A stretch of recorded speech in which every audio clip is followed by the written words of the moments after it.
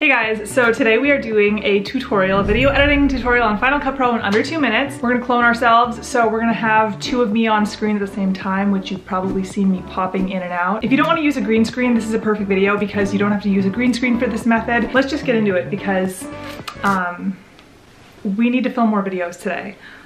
So first, film your A roll, which is your talking heads, and then film your B roll, which is you going in and out of the frame. Just film a bunch of them, keeping in mind this invisible line that you set for yourself that you don't want to go past. Both of you don't want to be overlapping, so try not to use your arms when you're talking in the A roll and try not to be too crazy in your B roll. So I've picked the clip I like, and the second step is to go to crop and crop that B roll clip, and we're going to actually crop it all the way to the edge of the motion in the clip so that you're not cutting off any of the motion and breaking the illusion. Next step is to grab the clip that you just cropped and drag it on top of the A roll. Now you can see there's a really harsh line and we have to fix that by using a graduated mask in the effects. Drag that on top of your B roll and it's going to automatically be horizontal, so you want to fix those target points, and the farther away they are, the more graduated the effect is, so you just really want to blur that line. One of the trickiest parts of this effect is having the background lighting match between clips. You can adjust the exposure on your B-roll to really match the A-roll, and then add a cross dissolve at the beginning and the end of that B-roll clip to even make the transition between clips more gradual. As you can see, just adjusting that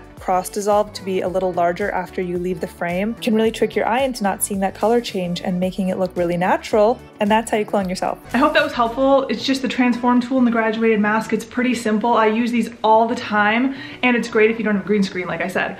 So if you like these types of videos on video editing, content creation, storytelling, YouTube, all that kind of stuff, I make videos every 2 weeks, and I will see you guys in 2 weeks.